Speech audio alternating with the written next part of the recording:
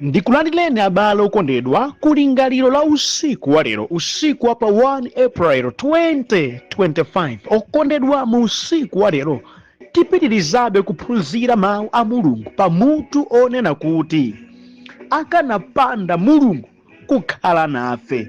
Ndipo mu usiku wa lero ndi phunziro namba 2 limene likuchokera pa Exodo 16 kuyambira ndime yoyamba mpaka ndime ya namba 16. Mawu a Mulungu mchichewa cha lero akuti pambuyo pake gulu lonse la Israeli linachoka ku Erimu, ndipo pa tsiku la 15 mwezi wachiwiri chichokere mdziko la Igupto anafika ku chipululu cha Sini chimene chinali pakati pa Erimu ndi Sinai. M'chipululumo gulu lonse linadandaulira Mose ndi Aaroni kuti kukanakhala bwino Yehova akanatiphera m'dziko la Igupto, kumeneko timadya nyama ndi buledi mpaka kukhuta, koma inu mwabwera nafe ku chipululu kudzapha mpingo onsewu ndi njala. Ndipo Yehova anati kwa Mose, ine ndidzakupatsani buledi wogwa kuchokera kumwamba ngati mvula. Anthu azituluka tsiku lililonse kukatola buledi wokwanira tsiku limenelo. Ine ndidzawayesa m'njira imeneyi kuti ndione ngati adzatsatire malangizo anga. Pa tsiku lachisanu ndi chimodzi pamene adzakonza buledi amene abwera naye adzapeza kuti ndi wokwanira masiku awiri. Kotero Mose ndi Aaroni anati kwa Aisraeli wonse, nthawi ya madzulo inu mudzadziwa kuti ndi Yehova amene anakutulutsani m'dziko la Igupto, ndipo mmawa mudzaona ulemerero wa Yehova pakuti wamva kudandaula kwanu. Kodi ife ndi yani kuti muzidandaulira? Mose anati, Yehova adzakupatsani nyama madzulo uliwonse ndi buledi mmawa uliwonse kuti mukhute, chifukwa iye wamva madandaulo anu. Nanga ife ndi yani? Kudandaula kwanu simudandaulira ife koma Yehova. Kenaka Mose anawuza Aaroni kuti uza gulu lonse la Israeli kuti bwerani pamaso pa Yehova pakuti wamva kudandaula kwanu. Pamene Aaroni amayankhula ndi gulu lonse la Israeli, iwo anayang'ana ku chipululu, ndipo ulemerero wa Yehova umaonekera mu mtambo. Yehova anati kwa Mose, ine ndamva kudandaula kwa Israeli. Awuze kuti madzulo mudzadya nyama ndipo mmawa mudzakhuta buledi. Pamenepo mudzadziwa kuti ine ndine Yehova Mulungu wanu. Madzulo amenewo panatuluka zinziri zimene zinali ponseponse pa misasa yawo, ndipo mmawa panali mame kuzungulira misasa yawo. Mamewo atachoka pa nthaka m'chipululumo panaoneka tinthu tina topyapyala komanso totuwa ngati chipale. Aisraeli atationa anafunsana wina ndi mnzake nati, kodi timeneti nchiyani? Popeza sanatidziwe. Mose anawawuza kuti uyu ndi buledi amene Yehova wakupatsani kuti mudye. Yehova walamula kuti aliyense atole zomukwanira kudya malita 2 pa munthu mmodzi, molingana ndi chiwerengero cha anthu amene ali mu tenti yanu. Ameni. Okondedwa, mwa mawu a Mulungu amene tawerengawa titsogozedwa mwakulingalira kuti palibe nyengo imene ikhoza kumukanika Mulungu kuti asaonetsere ukulu wake. Palibe. Abusa mukuti chiyani? Palibe situation imene munthu wa mdziko lapansi adzalowamo basi Mulungu nkufika pokweza manja nati pa izizi ineyo Mulungu palibe chimene ndingachite. Abale, nthawi zina anthu fe tikafika popsinjika, nzeru zathu za umunthu zikatha, madandaulo nkutichulukira, timaganizanso ngati kuti chimene chathetsa nzeru ife chikhoza kumuthetsanso nzeru chauta. Timalakwa. Ndikupangani challenge mu usiku wa lero mwakukutsimikizani kuti palibe nyengo ya mtundu wina uliwonse imene ikhoza kukhala yomudodometsa iye olenga dzuwa. Ayi.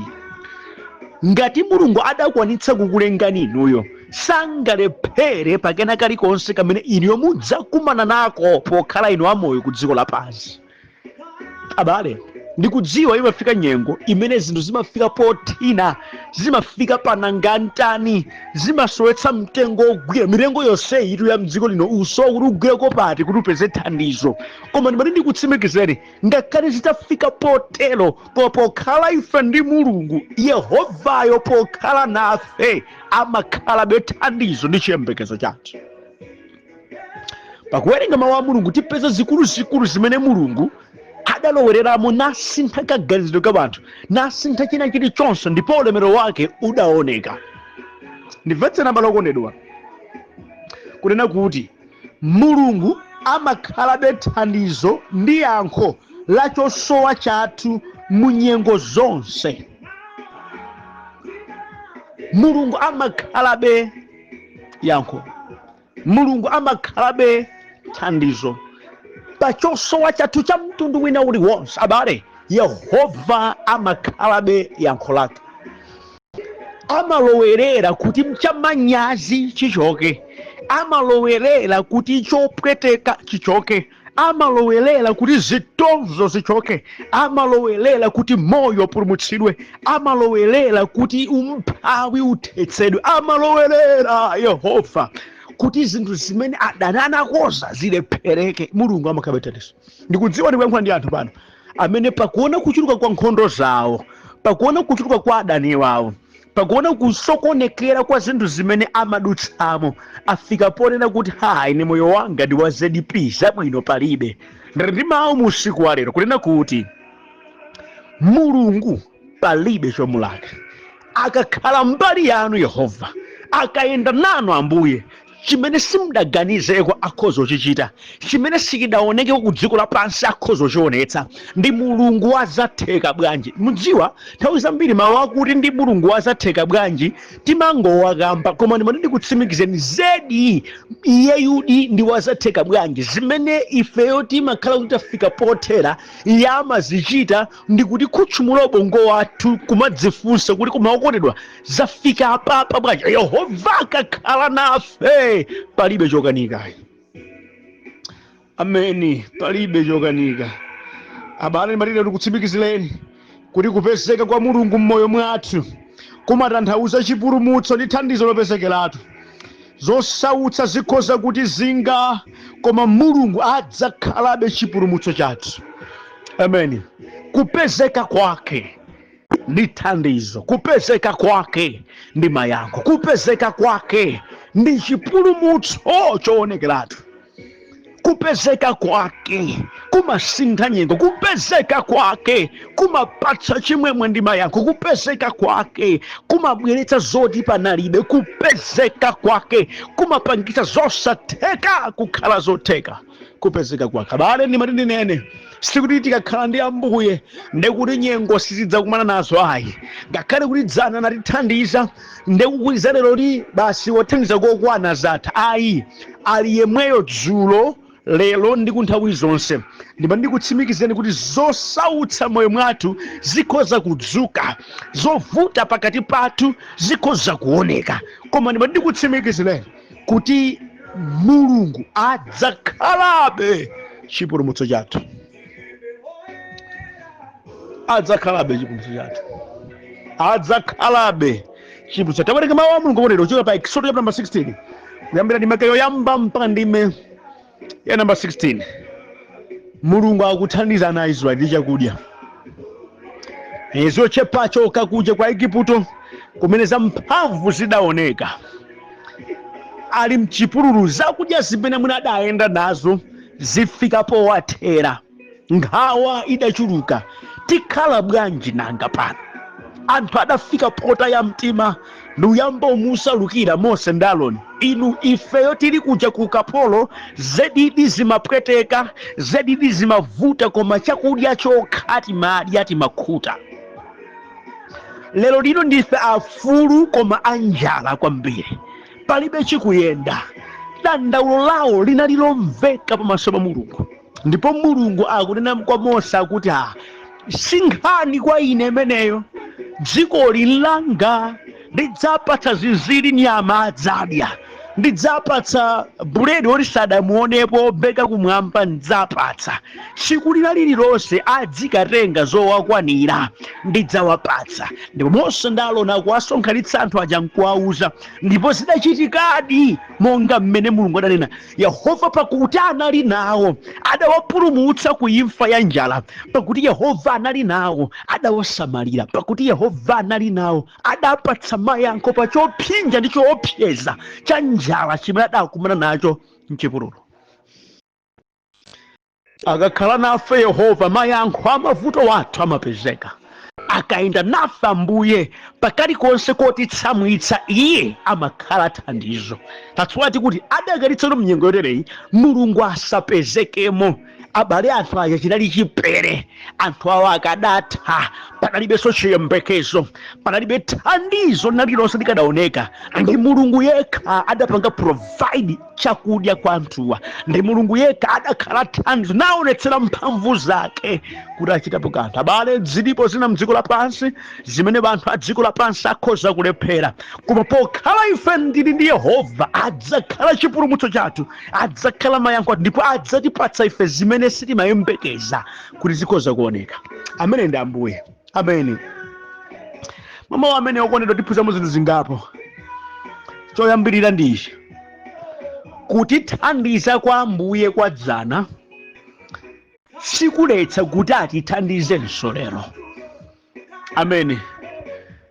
Anthu fetika cheuka nkuona kumbuyo ndi mwambiri mmene Ambuye Mulungu wathu watichitira chokoma.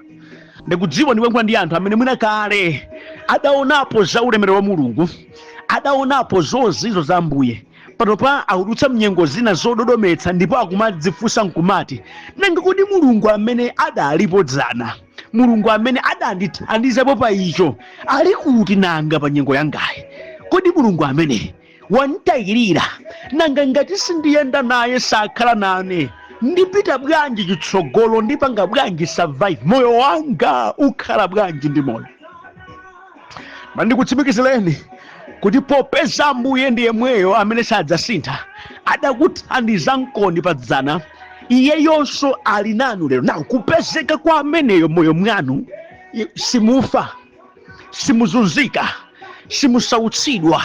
Izizi athetsanso popeza mphamvu zake akadali nazo zakuti akhoza kugwira izi na athetsa. Abusa, koma tundalira nthawi yayitali ndikumvetsetsa, koma popeza Ambuye ali nafe tikhale ndi chiyembekezo ndi chitsimikizo chakuti thandizo lathu lichokeranso kwa amene adakati kuti Mulungu ikulibe, adakati kuti wapanga decide kuti watisiya, adakati poti watithandiza kale dzana ndi kuti watithandiza kokwanira sakhozanso kutithandiza lero bwezi litataya mtima. Koma tilibe chifukwa chotayira mtima popeza kuti thandizo lake pa ife la dzulo silimamuletsa kuti atithandizenso lero. Ndikukambiranji zimenezi? Ana a Israeli adagwetsa miliri 10 kwa Igupto, adasautsa miyoyo ya Igupto kumene kuja kuwapangitsa kuti Aisraeli atuluke mdziko lawo. Ndi Mulungu yemweyi amene adatsegula pa nyanja iwowa ndi kuwoloka powuma. Now, pokhala ndi Mulungu yemweyi amene wakhala thandizo mbuyomo, mnyengo inonso awachitira chokoma. Tikadawerenga mbuyo mwa chapter chimenechi cha 16, tikanamva kuti pa verse number 22 pa chapter number 15 adafika kumalo ena kumene madzi ake anali owawa.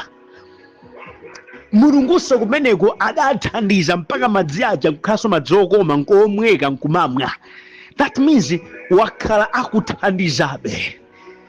Kuyenda ndi Ambuye kumakhala ndi phindu chifukwa iye amakhala thandizo lathu, asamalira moyo wathu, adyetsa miyoyo yathu, atithandizanso pakupsinjika ndi kusauka ife. Nchifukwa kuyenda ndi Yesu nkokoma, kukhala ndi Ambuye nkopambana, amakhala thandizo. Sikuti poti adathandizako ena dzana, adathandizako izo awo inu sangakuchitireni, ayi, adzachitabe ndi chifukwa iyeyo ndiye thandizo.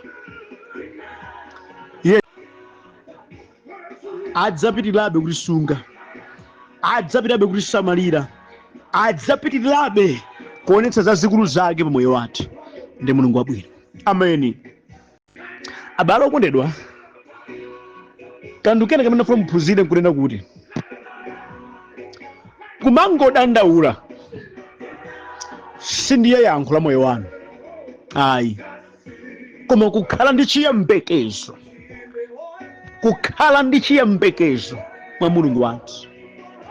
Ana a Israeliwa ngakhale adaona zikuluzikulu zimene Mulungu adachita nawo zakuwapulumutsa m'manja mwa nkhalamo zikuluzikulu, atakumana ndi chopsinja m'malo modalirabe Yehovayo kuti Ambuye inu mukadapanda kukhala nafe tikanatha ife, mukadapanda kuchita izo zimwe zili pano.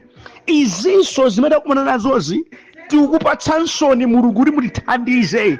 Akutero sakadayankhula mawu modandaula, akadayankhula mawu achiyembekezo, akadayankhula mawu achikhulupiriro. Ndikuyankhula ndi wena pano amene tikayang'ana mbuyo Yehova wayenda nanu, ndipo akadapanda kuyenda nanu Ambuye bwezo nimutatha kalekale. Koma panopa m'malo mwakuti zimene zija ziumbe mtima wanu kukhala ndi chiyembekezo, ziumbe moyo wanu kukhala ndi chidaliro pa Yehova, mukungodandaulanso. Ndi mawu kwa inu lero kunena kuti Yehova pokhala nanu chipulumutso chilipo. Yehova pokhala nanu nkhondo amenya. Yehova pokhala nanu simutayika. Koma akadati Yehovayo kulibe, ayi tikadadandauladi. Bale nthawi zina zimafika po nyengo zomati akadati Mulungu kulibe, ndinafunikadi ndilire misonzi yadzaoneni. Adakati Mulungu sangandithandizenso, ndimafunika kuti ndikhaule mokhaula. Koma Yehova potali nane ndilimbikabe mtima, potali nane ndipitabe chitsogolo, potalipo Mulungu amene sasintha, amene ngodabwitsa, amene ngwamphamvu, ndipitabe. Adakapanda Yehova kuti ayende nane, ine nkadatha. Koma poti Yehova ali nane, chiyembekezo ndili nacho, mphamvu ndili nazo, ndipo chikhulupiriro mwa Iye chilipobe. Abale mukaona anthu ena ake amene mwina sakudandaula pamene akudutsa mnyengo zina, ndekuti ali kudziwa kuti yemweyo adandithandiza dzulo alipobe, ndipo andithandizanso lero, ndipo chiyembekezo changa chili mwa amene. Amene chili mwa amene. Ndikuyankhula ndi ena pano amene mukubangokhalira kukhumata, mukubangokhalira kulira pa zimene mukumana nazo. Abale musakhale ngati anthu opanda chiyembekezo. Popeza Ambuye ali nanu, popeza Ambuye alipo, khulupirirani chiyembekezo chiliponso, khulupirirani chozizwa chidzaoneka, khulupirirani mphamvu yake idzatsimikizika mkati mwa moyo wanu. Nyerekezi sangawine pamene inu muli ndi Ambuye, sizingatheka, zosatheka. Ameni. Kandukena ndi akabalokotedwa. Mulungu wathu samadzidzimuka. Mayankho amene ali m'manja mwake ndi mbwerekete. Kudandaula kwa ana a Israeli kudakapeza kale mayankho m'dzanja lake la Mulungu. Palibe chimene Mulungu sangathe kuchita. Abale adakapanda Yehova kuti ayende nawo anthuwa, njala ikadakulukuta, adafunika afe, adafunika athere pomwepo. Mwandimveni, pakudandaulira Yehova iwo mwachisomo adawamvera, ndipo akunena zoti achita kuti ndidzakupatsani zinziri, ndidzakupatsani buledi. Kunena kwina ndidzalowerera mnyengo yanu, ndikupatsani mayankho oyenerera okusungani moyo wanu. Kunena kwina simuvulazidwa ndi njala, ayi sikutheka. Simuvulazika ndi chivuto chimene chakugwerani, ayi simusautsidwa nacho. Ine Yehova ndikulowerera mnyengo imene. Abale Yehova kalowerera mnyengo yanthu zimathera pompo. Ndi pemphero langa mu usiku lero kuti Yehova alowerere mnyengo yanu, popeza munaye limodzi ukulu wake uonekere. Atalowerera manyengo yawo ya Israeli, Yehova buledi adapezeka, zinziri zidapezeka, chisamaliro chimene amachisowa, chimene chimapatsa mantha, chimene chimapatsa nkhawa chidathera pomwepo. Amene ndi Yehova amene ndikumulalikira. Abale okondedwa, ndikudziwa inu sadzasintha, adzakuthandizani. Ndikudziwa ndikuyankhula ndi anthu pano amene ndinu ankhawa muzochitika, ndinu amantha muzochitika, zikusautsani magawo ambiri. Kudayenera ati tikhale ndi nkhawa, kudayenera tikhale ndi mantha, adakati Yehova kulibe, koma popeza alipo ndipo samasintha, kulimbika mtima tikhale nako. Ndikunena kuti ndi Mulunguyi amene akuti pavuto lanu Aisraeli ndalimva, ndipo ineyo poti tili nanu ndilowerera. Chosowa chanuchi ndachiona, ndakumvani, ndipo ineyo ndilowerera. Ndi pemphero langa musiku lero kuti Yehova alowerere ndithu pa chosowa chathu, chifukwa mukulowerera kwa iye ndiye mathero amavuto wathu. Abusa muti chiyani? Moti zizikhoza kutha yankho lake inde, zikhoza kutheratu. Ndi Mulungu wabwino, ndi Mulungu wokhulupirika, ndi Mulungu osaona nyengo, ndi Mulungu wapatali, akhozothetsa kalikonse kokusautsa.